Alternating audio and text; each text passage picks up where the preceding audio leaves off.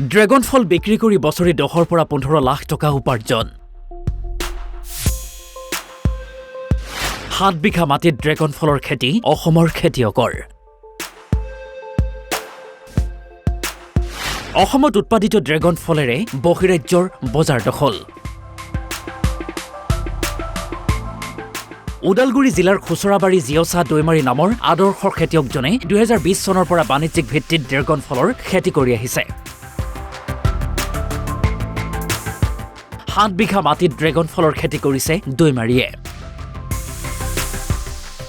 দৰং জিলাৰ বেছিমাৰীৰ পৰা পাইকাৰী ক্ৰেতা আহি প্ৰত্যেক দিনে 8 কুইণ্টলৰ পৰা 10 কুইণ্টল ড্ৰেগন ফল ক্ৰয় কৰি শিৱসাগৰ, ডিব্ৰুগড়, তিনিচুকীয়া, লখিমপুৰ, ধেমাজি আদিত ৰপ্তানি কৰাৰ লগতে নাগালেণ্ড, মণিপুৰ, ডিমাপুৰ, মেঘালয়, অৰুণাচল আৰু চুবুৰীয়া ভূটানলৈও ৰপ্তানি কৰি আছে। ওদালগুৰি জিলাত ড্ৰেগন ফলৰ খেতি কৰি মাটিৰ গুণাগুণৰ বাবে সুস্বাদু হয় আৰু বজাৰসমূহতো বিশেষ সমাদৰ লাভ কৰে। বৰ্তমান ড্ৰেগন ফলৰ পাইকাৰী মূল্য হৈছে 180 টকাৰ পৰা 200 টকা পৰ্যন্ত। খেতিয়ক দৈমাৰীয়ে বছৰি 10 লাখ টকাৰ পৰা 15 লাখ টকা উপাৰ্জন কৰিবলৈ সক্ষম হৈছে। ওদালগুৰি জিলাৰ ড্ৰেগন ফলে এতিয়া বহিৰাজ্যৰ বজাৰ দখল কৰিবলৈ সক্ষম হৈছে। মই মোৰ সতীৰ্থক ড্ৰেগনসমূহ কেনেদৰে এই মুহূৰ্তত যাবৰ কাৰণে প্ৰস্তুতি চলাই আছে সেয়া দৃশ্য দেখুৱাবৰ কাৰণে মই অনুৰোধ কৰিছোঁ। আৰু এই মুহূৰ্তত উপস্থিত থকা গাঁওখন হৈছে ওদালগুৰি জিলাৰ খুচুৰাবাৰী গাঁও। আৰু খুচুৰাবাৰী গাঁৱৰে আদৰ্শ খেতিয়ক জিছয়া দৈমাৰীৰ বাগানৰ পৰা এইসমূহ ড্ৰেগন ফল ইতিমধ্যে ছিঙি বহিৰাজ্যলৈ ৰপ্তানি কৰিবৰ বাবে এনেধৰণে পেকিং কৰি আছে। মই মোৰ সতীৰ্থক ইয়াৰ দৃশ্যসমূহ দেখুৱাই থাকিম। সমান্তৰালভাৱে যিগৰাকী আদৰ্শ খেতিয়ক জিছয়া দৈমাৰী, মই তেওঁৰ পৰাও কিছু জানিব চেষ্টা কৰিম। আৰু যিসমূহ ক্ৰেতা আহিছে, বিভিন্ন ঠাইৰ পৰা ক্ৰেতাসমূহ আহিছে, মই তেওঁলোকৰ পৰাও কিছু মন্তব্য ল'ব চেষ্টা কৰিম। প্ৰথমে মই জিছয়া দৈমাৰীৰ পৰাই কিছু কথা জানিব চেষ্টা কৰিম। খুৰা, আপুনি কিমান বছৰ ধৰি এই খেতিৰ লগত? কমাৰ্চিয়েল হিচাপত আপোনাৰ 20 চনৰ পৰা আৰম্ভ কৰিছোঁ। মানে মই 16 চনৰ পৰাই ট্ৰাই কৰিছিলোঁ। কলকাতাৰ পৰা এটা পুলিত 400 টকাকৈ আনিছিলোঁ ট্ৰাইৰ কাৰণে। তাৰপাছত আহি ধৰক পইচাওতে লাগে না, 1 বিঘা কৰিবলৈ 1.5 লাখৰ পৰা 2 লাখ টকা লাগে। এতিয়া আহি লাষ্টত আমি 19 চনত আমাৰ পৰিমল নাৰ্জাৰী, আমাৰ নমল সিং বৰগয়াৰী, আমি 3টা মিলি পাছত হায়দৰাবাদৰ পৰা এই চি ভেৰাইটি হাইব্ৰিডটো আনিলোঁ। তেতিয়াৰ পৰাহে 20 চনৰ পৰা কমাৰ্চিয়েল হিচাপত আৰম্ভ কৰিলোঁ। এতিয়া বহিৰাজ্যৰ বজাৰ দখল কৰিবলৈ সক্ষম হৈছে। সক্ষমটো আমাৰ এইখিনি মালত একো পাতা নাপায়। হয়, এই অকণমান মাল ধৰক বেপাৰীকে নক'লে। এতিয়া আপুনি কিমান বিঘা ড্ৰেগন লগাইছে? এতিয়া বৰ্তমানটো 7 বিঘা আছে। এতিয়া এই পাইকাৰী দৰত কিমান দৰত? বৰ্তমানটো আমি 180। হয়, আপোনাৰ যি হিচাপত খৰচ হৈছে, এটা যি ড্ৰেগনৰ গছ আছে সেই গছৰ পৰা 1 বছৰত কিমান উৎপাদন? সেইটো এতিয়া নিৰীখ ক'ব নোৱাৰে। ধৰক ফুল প্ৰডাক্টটো আপোনাৰ এতিয়া ব্ৰাঞ্চটো যিমানখিনি আহিব লাগে তেনেকুৱা ব্ৰাঞ্চটো অহা নাই বৰ্তমানলৈকে। এইটো 5 বছৰ লাগিব। তেতিয়া ধৰক আমাৰ যিটো যোনজনে পুলি দিছিলে, আমাৰ ডক্টৰ শ্ৰীনিবাস ৰাৱে, তেওঁ কৈছিলে 20 কেজিৰ পৰা 30 কেজি এটা ছিজনত এটা পলৰ পৰা প্ৰডাক্ট হ'ব। আমাৰ ইয়াৰে স্থানীয় যিসকলে এই বেপাৰ কৰে তেওঁলোকেও ইয়াৰ পৰা লৈ যায়। এই অন্যজন 10-12 জনৰ কমাৰ্চিয়েল হিচাপত আছে না। মই কমকৈ দিওঁ লোকেল বেপাৰীক, কিন্তু চব বাহিৰত যায় বেছিকৈ মোৰ মালটো। লোকেল বজাৰত মোৰ মালটো বহুত কম যায়। আৰু বছৰটোত কিমান এই 7 বিঘাত যোৱাবাৰ কিমান ওলাইছিল? আচ্ছা, 7 বিঘাত মোৰ খৰচটো কৈ লওঁ মই। 7 বিঘা ৰুওঁতে মোৰ চব বাউণ্ডাৰী 11 লাখ টকা খৰচ হৈছিলে। সেইটো আপোনাৰ 20, 21, 22, সেই 11 লাখটো 22 চনৰ কমপ্লিট আহিল মোৰ।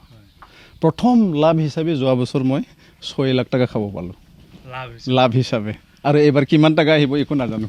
এই খেতিবিধৰ বিষয়ে আপোনাৰ পৰা আজি যুৱ প্ৰজন্ম যিসকল নিবনুৱা, শিক্ষিত নিবনুৱাই যদি শিকিব বিচাৰে, আপুনি আগ্ৰহী নে তেওঁলোকে? সেইটো মই যিমানখিনি জানো, কিন্তু কাৰণ মই এতিয়াও ড্ৰাগনৰ বিষয়ে অকল 30%, 20%হে জানিছোঁ।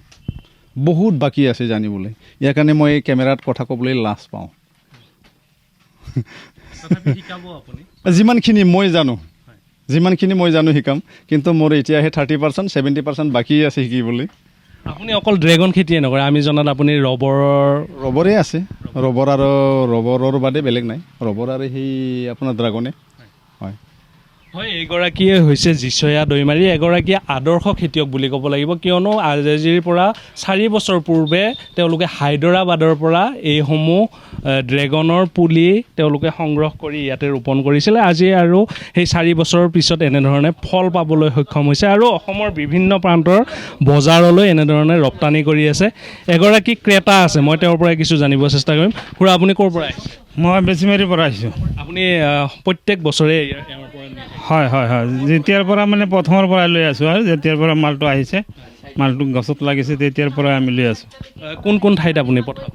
এতিয়া এইটো মাল, আজিৰ মালটো যাব তিনিচুকীয়াও যাব, ডিব্ৰুগড় যাব, তিনিচুকীয়া যাব, শিৱসাগৰ, যোৰহাট আৰু আপোনাৰ ডিমাপুৰ। বহিৰাজ্য আৰু কোন কোন আৰু বেলেগ বেলেগ ঠাইত বেলেগ বেলেগ বেপাৰী আছে। তাতেও আপোনাৰ হাৰমুৰী ছাইড, লখিমপুৰ, অৰুণাচল, ধেমাজি এইবোৰতো পঠায়। সেইফালে আপোনাৰ মেঘালয়তো যায়। আজি আপুনি কিমান কুইণ্টল নিব? আজি ইয়াৰ পৰা ধৰক না 8 কুইণ্টেলমান হ'ব পাৰে। আৰু এটা খেতিৰ পৰা আনিছোঁ অলপ, আৰু এটা খেতিত যাম, অলপ দেৰি হ'ব, তাতো 7-8 কুইণ্টেল আছে। এইটো আপোনাৰ কিমান দৰত আপোনালোকে ইয়াৰ পৰা লাভ কেনেধৰণৰ?